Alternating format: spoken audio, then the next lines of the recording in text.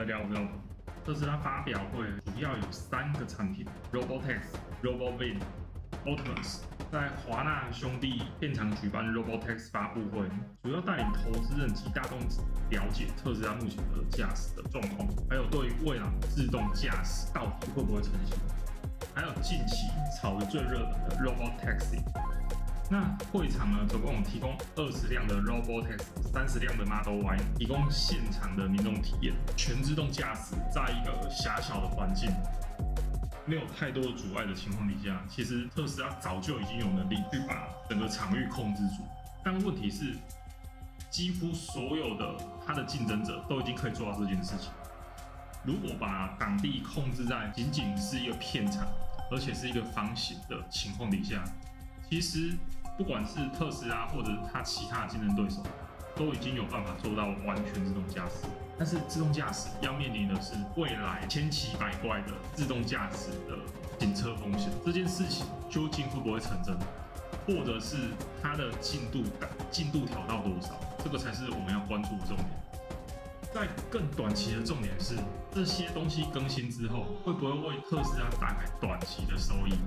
就是它未来1年的估值会产生改变，因为我们以本益比，那国外呢也有叫市盈率来看特斯拉。本益比最重要的是什么？股价和未来的营收。问题是你未来的营收没有改变的情况底下，你的本益比很大概率的就会下降。所以目前的本益比要下降到合理的位置，而特斯拉合理的本益比的位置其实很恐怖，离股价有1倍左右的距离。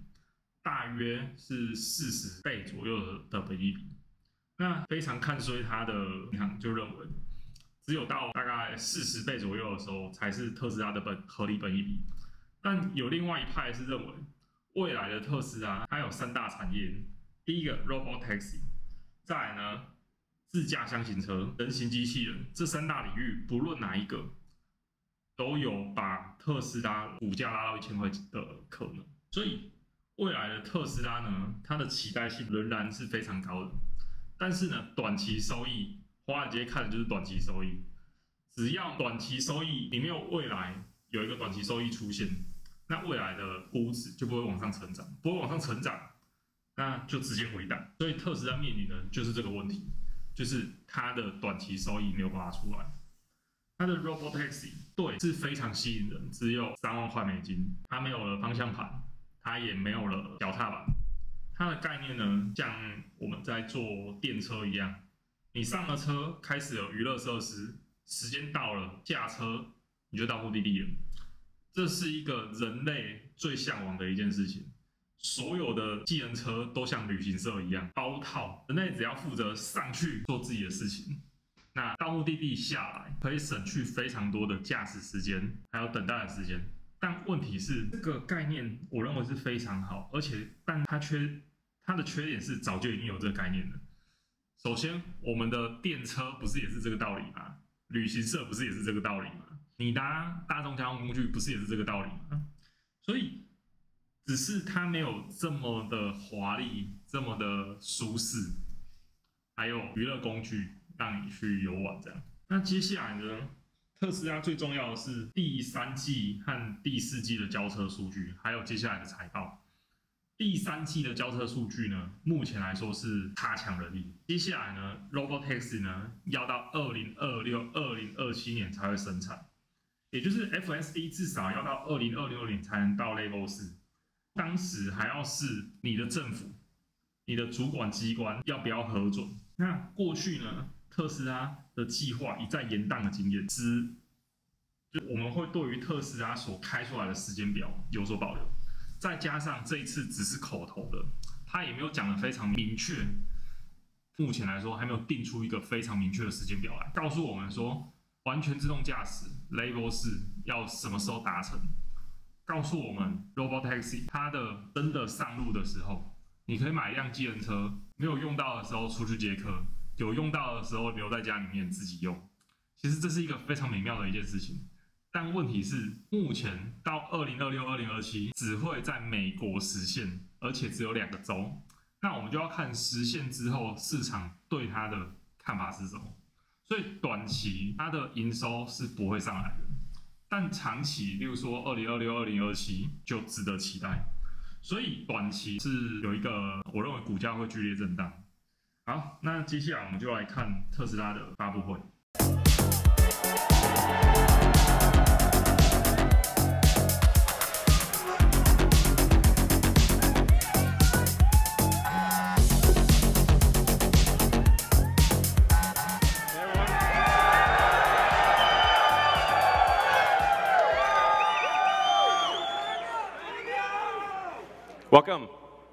Welcome to the We Robot Party.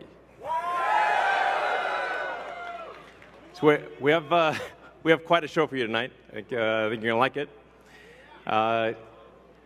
As you can see, I just arrived in the Robotaxi, the Cybercab, and there's 20 more where that came from.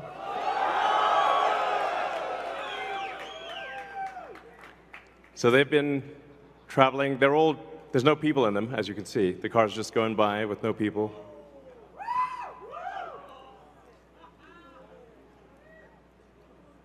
And we have 50 fully autonomous cars here tonight. So you'll see Model Ys and the Cybercab, all driverless. You'll be able to take a ride in the Cybercab. There's no steering wheel or pedals. So I hope this goes well. We'll find out.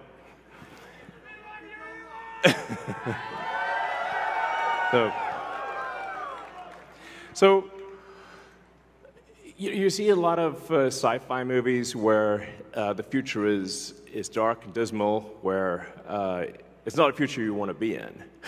So, like, I love Blade Runner, but I don't know if we want that future. I think we want that duster he's wearing, but not the bleak apocalypse. We want to have a fun, exciting future that if you could look in a crystal ball and see the future, you'd be like, yes, I wish I could be there now.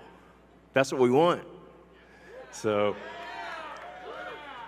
when we think about transport today, there's a lot of kind of pain that we take for granted that we think is normal. Like having to drive around LA in like 3 hours of traffic.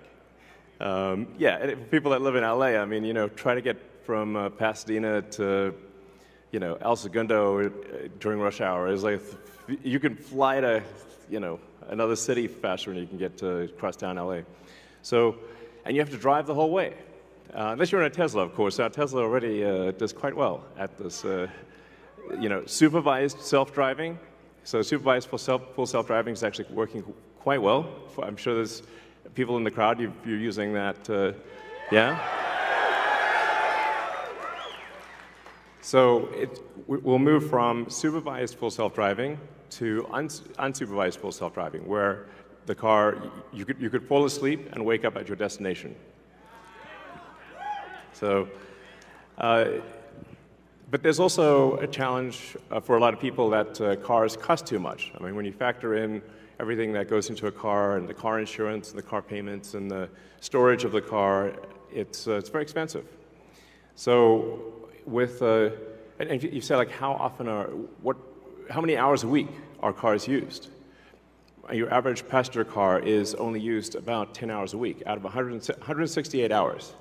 So the vast majority of the time, cars are just doing nothing. But if they're autonomous, they could be used, I don't know, 5 times more, maybe 10 times more.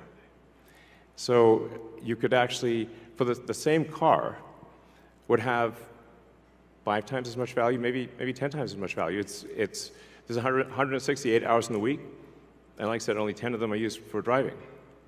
So, and then a bunch of those hours are looking for a parking spot, which is, can be pretty annoying at times. So we want, with autonomy, you get your time back. This is a very big deal. So it's not just it'll save lives, like a lot of lives, and prevent injuries.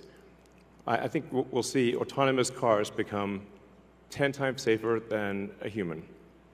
I mean, if you think of times past where there used to be an elevator operator in every elevator.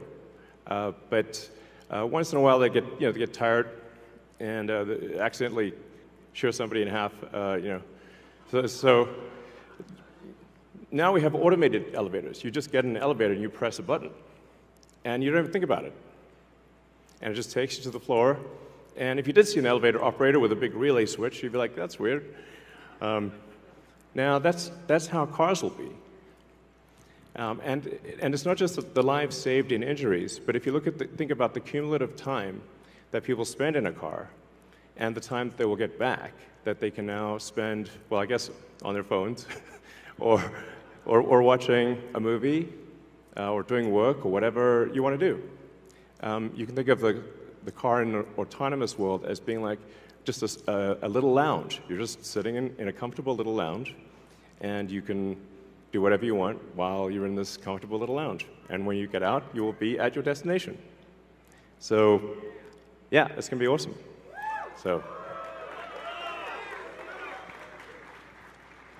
So in fact, I think the cost of autonomous transport will be so low that you can think of it like individualized mass transit.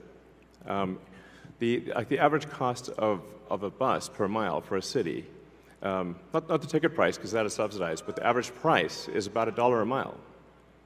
Whereas the cost of Cybercab, we think probably over time, from the operating cost is probably going to be around 20 cents a mile. And price, including taxes and everything else, probably ends up being 30 or 40 cents a mile. So yes, and you will be able to buy one.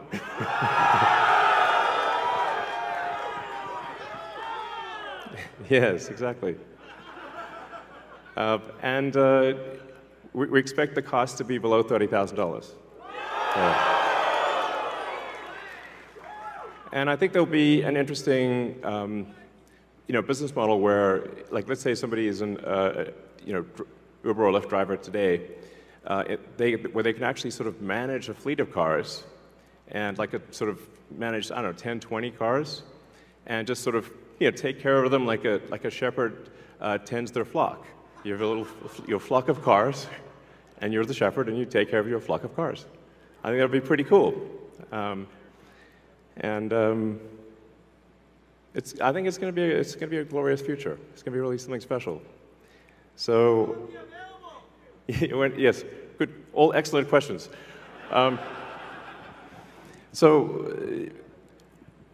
We do expect actually to start fully autonomous, unsupervised FSD in Texas and California next year. And that's with the Model 3 and Model Y. And then we expect to be in production with the Cybercab, which is really highly optimized for autonomous transport in probably, well, I tend to be a little optimistic with time frames, but in 2026. So, yeah, before 2027, let me put it that way. And we'll make this vehicle in very high volume, but well before that, you will experience a robotic taxi via the Model 3 and Model Y program, and Model S and X too. But your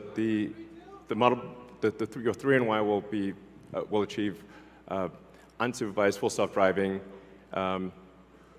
with permission in wherever regulators essentially approve it in the U.S. and then to follow in outside the U.S.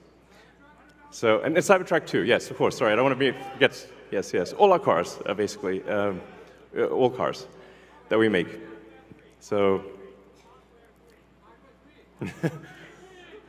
let's not get nuanced here. All right, next slide. So one of the reasons why the computer can be so much better than a person is that we have millions of cars that are training on driving. So it's like living millions of lives simultaneously and seeing very unusual situations that a person in their entire lifetime would not see. But hopefully. Yeah, exactly. So, with that amount of training data, it's obviously going to be much better than what a human could be, because you can't live a million lives.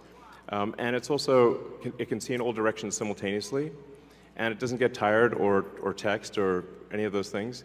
So it will naturally be, like I said, 10, 20, 30 times safer than a human, just for all those reasons. And I want to emphasize that the solution that we have is AI and vision. So there's no expensive equipment needed. So the Model 3 and Model Y and S and X that we make today will be capable of full autonomy unsupervised. And that means that our cost of producing the vehicle is low.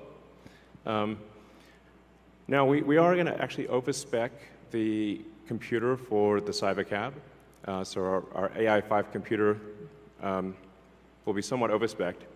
And because I think there's actually also an opportunity, sort of like in Amazon Web Services, where if the car is driving for 50 hours a week, there's still over 100 hours left.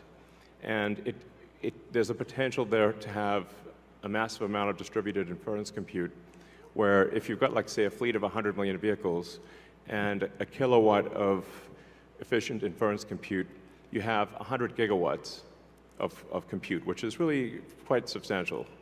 And if it's there, you might as well use it.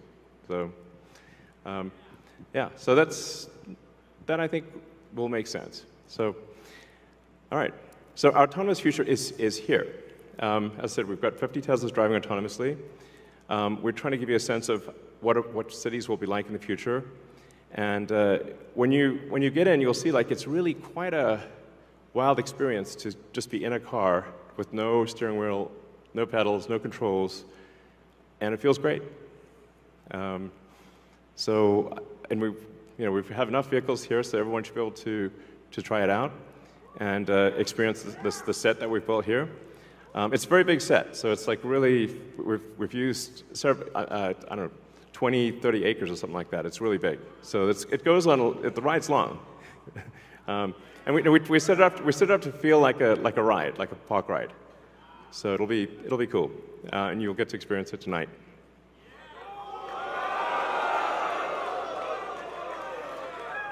Something we're also doing is, and it's really high time we did this, is inductive charging. So the Robotaxi has no plug. It just goes over the inductive charger and charges. So yeah, it's kind of how it should be. Thanks, guys. I love you too. So one of the things that is really interesting is how will this affect the cities that we live in? And when you drive around a city, or when the car drives you around a city, you'll see there's a lot of parking lots. There's parking lots everywhere, parking garages. So what would happen if you have an autonomous world is that you can now turn parking lots into parks. And so we're taking the ing lot out of parking lot. You're welcome. So there's a lot of opportunity to create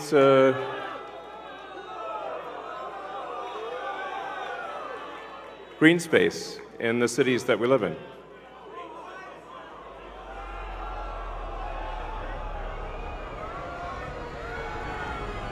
So I think that would be quite fantastic.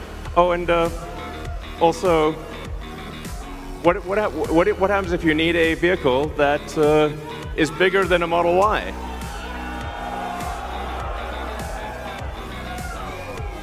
The Robovan. The Robovan is we're going to make this, and it's going to look like that. Now, can you imagine going down the streets and you see this coming towards you? That'd be sick.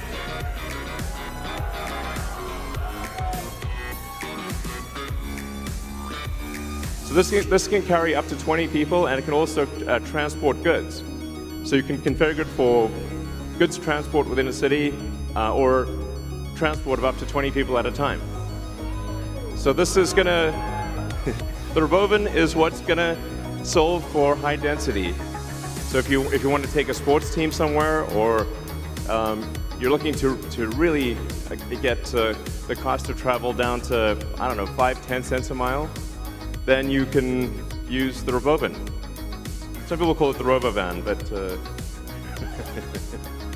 so yeah. You know, one of the things that we want to do, and we've seen this with the Cybertruck, is we want to change the look of the roads. You know, the future should look like the future.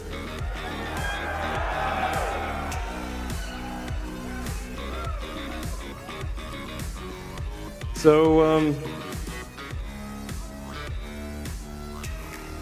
speaking of robots, so everything we've developed for our cars, the batteries, power electronics, the advanced motors, gearboxes, the software, the AI inference computer, it all actually applies to a humanoid robot. So the same techniques, it's just a robot with arms and legs instead of a robot with wheels. And we've made a lot of progress with the Optimus. And as you can see, we started up with someone in a robot suit, sort of down, and then we've progressed dramatically year after year. So if you extrapolate this, you're really going to have something spectacular, something that anyone could own. So you could have your own personal R2-D2 C-3PO. And I think at scale, this would cost something like, I don't know, $20,000–$30,000. Probably less than a car, is my prediction long term. Now, it'll take us a minute to get to the long term, but fundamentally at scale, the Optimus robot, you should be able to buy an Optimus robot for, I think, probably $20,000–$30,000 long term. So, and what can it do? It'll basically do anything you want. So it can be a teacher, babysit your kids, it can walk your dog, mow your lawn, get the groceries, just be your friend, serve drinks. Whatever you can think of, it will do. And yeah, it's going to be awesome. I think this will be the biggest product ever of any kind. Yeah. Because I think everyone, of the 8 billion people of Earth, I think everyone's going to want their Optimus buddy. And there's going to be maybe two, and then they'll be producing products and services. I predict, actually, provided we address risks of digital superintelligence, 80% probability of good, a good outcome. Look on the bright side. The cup is 80% full.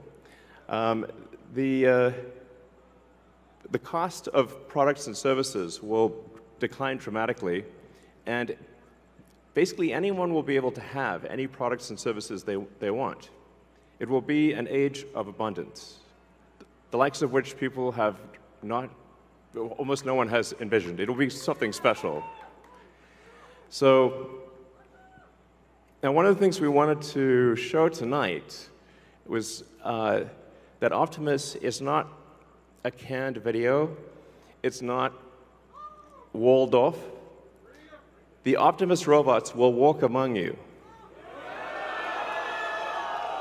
Please be nice to the Optimus robots. So you'll be able to walk right up to them, and they'll serve drinks at the bar. And you'll directly, I mean, that's just, it's a wild experience just to have humanoid robots, and they're there, you're just in front of you. So, yeah, with that, let's party.